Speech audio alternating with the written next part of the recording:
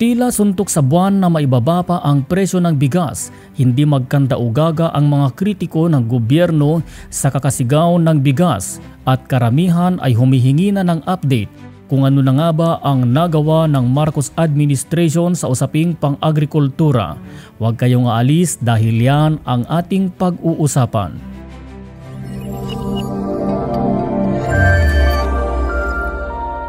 Mga minamahal naming kababayan, tayo ay makakatulong sa ating ekonomiya sa pamamagitan ng inyong pag-subscribe, panonood, pag-like, pag-share at pag-komento sa ating mga videos. Maraming salamat po. Ang pagtaas ng bigas ay epekto din ito ng pandaigdigang krisis, dulot ng mga bakbakan sa pagitan ng mga bansang pinanggagalingan ng langis. Maaaring hindi maintindihan ng iba kung ano ang kaugnayan sa langis.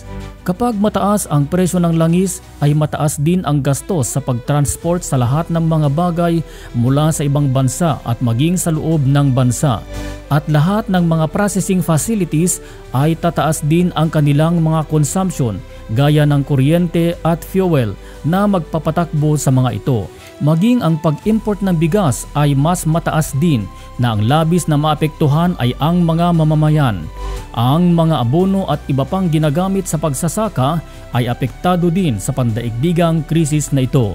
Ang tanging solusyon para maibaba ang presyo ng bigas ay dapat matigil at mapanagot ang mga illegal importation at mapasigla ang ani at pagtatanim ng palay sa bansa para hindi tayo umaasa sa mahal na imported rice. Ang tanong na nga lang ngayon ay, may ginagawa bang hakbang ang ating kasalukuyang gobyerno? Nakaraan ay tinalakay na natin ang iwahig. Kung hindi mo pa napanood ang video na patungkol dito, ay ilagay ko ang link sa taas ng video ito at maglalagay din ako sa description. Ngayon naman aalamin natin kung ano ang nangyayari sa labas ng kulungan pagdating sa usaping pang-agrikultura. Sa kasalukuyang gobyerno ay pinasigla ang mga proyekto sa ilalim ng Department of Agriculture at ganun na din na naglagay ng malaking pondo sa RCEP. Ayon sa Department of Budget and Management ay naglagay ng pondo na 10 billion sa RCEP o Rice Competitiveness Enhancement Fund. At isa sa mga pinunduhan sa ilalim ng RCEP ay ang RPS2. Ang RPS2 ay may kahulugan na Rice Processing System 2, isang magandang proyekto para sa mga magsasaka na inilunsad sa ilalim ng Rice Competitiveness Enhancement Fund Mechanization Program. Nagtatampok ng multi-stage rice mill at recirculating dryer na idinisenyo upang palakasin ang produksyon ng bigas, babaan ang mga gastos at bawasan ang pagkalugi pagkatapos ng ani. Binigyang diin ng Pangulo ang papel ng mekanisasyon sa pagpapahusay ng food security ng bansa at pagsuporta sa sektor ng agrikultura sa gitna ng patuloy na hamon. Ang mga farmers ay hindi na dadaan sa mga traders. Para may sakatuparan ito ay kinakailangan na padamihin ang mga Rice Processing System 2. Ito ay ang mga planta o pasilidad kung saan tuloy-tuloy na makakapagpatuyo ng palay ang mga magsasaka ng kanilang mga ani sa pamamagitan ng recirculating dryer sa kahit anong araw at panahon. At kapag natuyo na ay dediretso na ito sa milling area para magiging bigas. Kapag naikalat na ito sa lahat ng dako ng Pilipinas ay wala na tayong makikita pa na palay na nakabilad sa mga pangunahing kalsada at maiiwasan na din na masira o mabulok ang mga palay. Bawat butil ay mapapakinabangan na at makakakain lahat ng mga Pilipino sa murang bigas na sariling atin. Kaugnay nito, ilan sa mga pasilidad na binuksan at nag-ooperate na ay ang mga sumusunod. January 19, 2024, pinasinayaan ni Pangulong Marcos ang isang Rice Processing System 2 sa Pindig, Ilocos Norte. Sa pangunguna ng Department of Agriculture, PhilMec, naglalayong palakasin ang produktibidad ng sektor ng agrikultura sa Ilocos Norte. Nagtatampok ang RPS2 ng mga mechanical dryer na may kapasidad na 12 tons kada batch, isang multi-stage rice mill na may kapasidad na 2 to 3 tons bawat oras, at karagdagang kagamitan tulad ng whitener at color sorter. Ang inisyatiba na ito ay bahagi ng Rice Competitiveness Enhancement Fund Modernization Program. August 29, 2024, nagbigay ang Department of Agriculture ng post-harvest facility at tulong pinansyal sa mga magsasaka Jaén at Gimba, Nueva Ecija na sumasaklaw sa 476 na ektarya. Nagbigay din sila dito ng pundo para sa state-of-the-art na multi-stage rice mill na kayang makapagproseso ng 2 to 3 tons per hour. Mga dryer na kayang magproseso ng 16 tons sa bawat batch at iba't iba pang pundo na tulong sa mga kooperatiba ng mga magsasaka.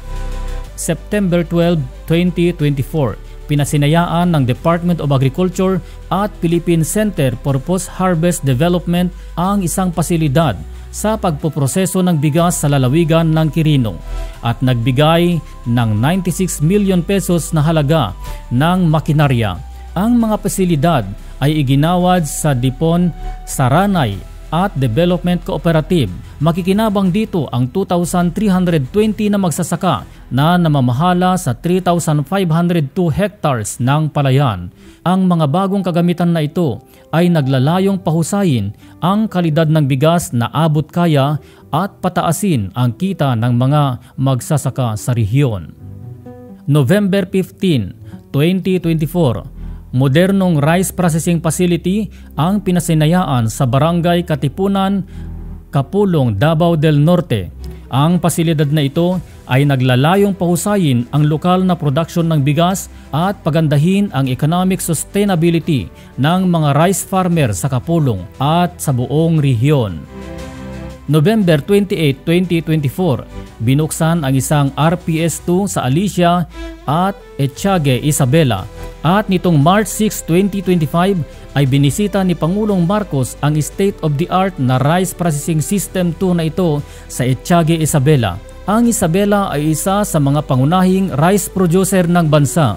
Makikinabang dito ang 70,000 farmers na sakop ng 36 municipalities at may lawak na 66,000 hectares na sakahan.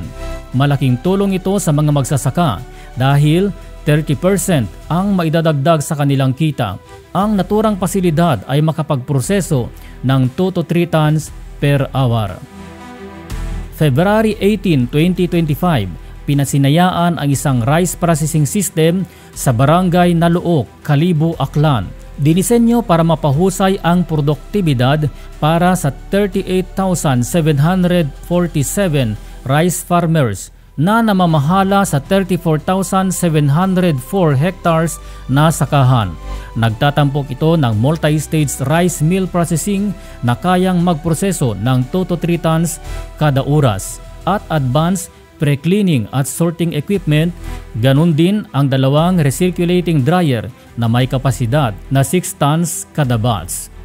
Bago tayo magpatuloy, inaanyayahan ko kayo na makiisa at tulungan ang ating gobyerno na magtagumpay para tayong lahat ay magtatagumpay sa ikauunlad ng ating bansa para sa kinabukasan ng mga susunod na henerasyon.